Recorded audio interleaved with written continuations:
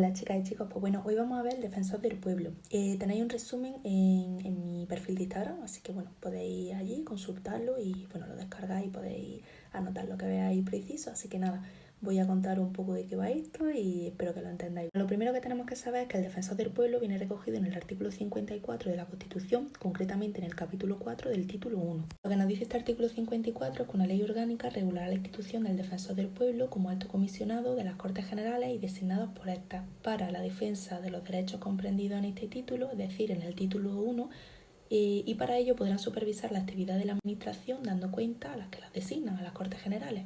Hay figuras similares al Defensor del Pueblo de las Comunidades Autónomas y la ley orgánica que lo regula es la 3 de 1981 del 6 de abril y lo modifica la 2 de 1992 del 5 de marzo, también ley orgánica. Esta última establece una comisión mixta Congreso-Senado de relaciones con el Defensor del Pueblo. Esta comisión se reúne cuando lo acuerden conjuntamente el presidente del Congreso y del Senado y en todo caso para proponer al candidato o candidatos a Defensor del Pueblo, y los acuerdos se adoptan por mayoría simple. La institución del Defensor del Pueblo está formado por el propio Defensor del Pueblo, dos adjuntos y los asesores que designa libremente el Defensor del Pueblo.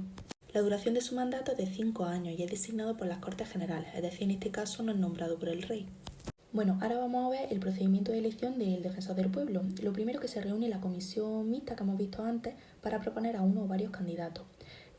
Para que sea elegido el candidato necesita un voto de 3/5 partes del Congreso y en un plazo máximo de 20 días 3/5 partes del Senado. Si no se alcanza esa mayoría, pues bueno, se reúne de nuevo la comisión para hacer sucesivas propuestas. Pues de nuevo se vota, entonces ahora se necesita 3/5 del Congreso y solo con mayoría absoluta del Senado vale.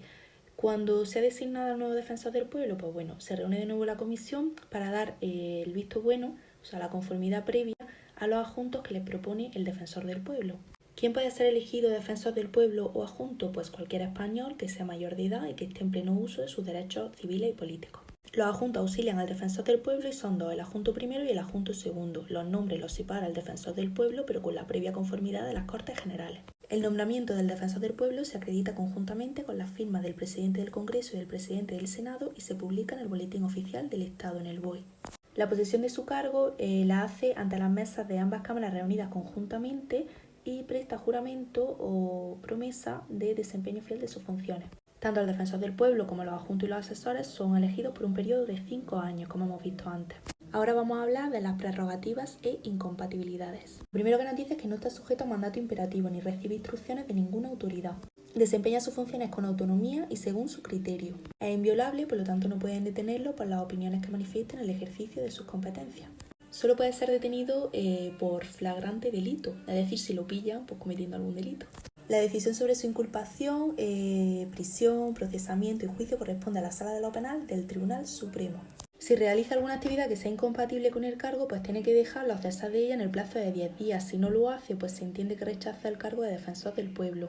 ¿Son las causas de cese? Pues bueno, renuncia, expiración del mandato, muerte, incapacidad sobrevenida, actuar con notoria negligencia en el cumplimiento de sus deberes y obligaciones o haber sido condenado por sentencia firme por delito doloso. Si la vacante en el cargo es por muerte, expiración del mandato o renuncia, pues la declara el presidente del Congreso. En los demás casos se declara por mayoría de 3/5 de cada cámara. Cuando hay esa vacante en el cargo, pues se inicia de nuevo el procedimiento para elegir al Defensor del Pueblo en un plazo no superior a un mes.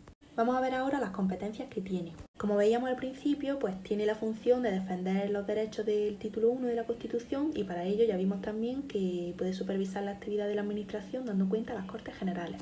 No es competente para anular o modificar los actos y resoluciones que dicta una administración pública, pero sí puede sugerirle que se modifiquen los criterios que se han utilizado para producirlos.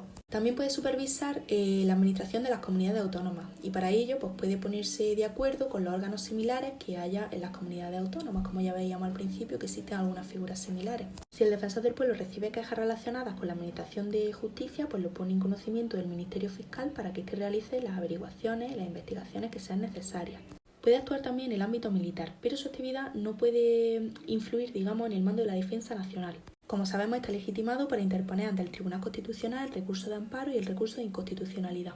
Ahora vamos a ver cuál es el procedimiento a seguir ante el Defensor del Pueblo. ¿Quién puede solicitar el inicio de las investigaciones? Pues bueno, el propio Defensor del Pueblo de oficio, cualquier persona natural o jurídica sin restricción alguna que invoque un interés legítimo, los diputados y senadores, pero individualmente, comisiones de investigación y la comisión mixta que veíamos al principio, de Congreso Senado de Relaciones con el Defensor del Pueblo. No pueden presentar quejas ante el Defensor del Pueblo ninguna autoridad administrativa en asuntos de su competencia, es decir, que pueden presentarla, pero cuando sea competencia de otras administraciones, no de la suya propia. El procedimiento ante el Defensor del Pueblo pues, se inicia por queja, excepto en el caso de que lo inicie de oficio, porque no se va a poner una queja a sí mismo.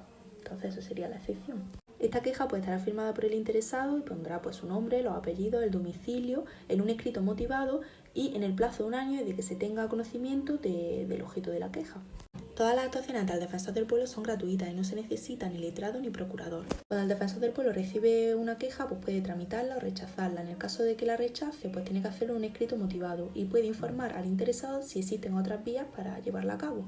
Rechazar aquellas que sean anónimas y puede rechazar aquellas en las que aprecie que se tenga mala fe, que no existan pretensiones o que se perjudiquen derechos de terceros. Y esta decisión no es susceptible de recurso. Si se admite la queja por el Defensor del Pueblo, pues se inicia la investigación sumarial e informal. Bueno, pues para ello lo que hace es que le remite al jefe del departamento afectado pues la información sobre el caso concreto y le da un plazo para que en 15 días pues le remita a él información sobre esta situación. Este plazo de 15 días pues bueno, se puede aumentar si hay causas que lo justifiquen. Si este jefe del departamento pues no le envía el informe al Defensor del Pueblo, pues bueno, se considera una acción entorpecedora de sus funciones. Lo que se hace es que lo hace constar en el informe anual que presenta ante las Cortes Generales. Los poderes públicos deben de auxiliar con carácter preferente y urgente al Defensor del Pueblo. Tanto él como sus adjuntos como los asesores pueden personarse en cualquier dependencia de la Administración. No se le puede negar el acceso a cualquier documento o expediente que esté relacionado con la investigación.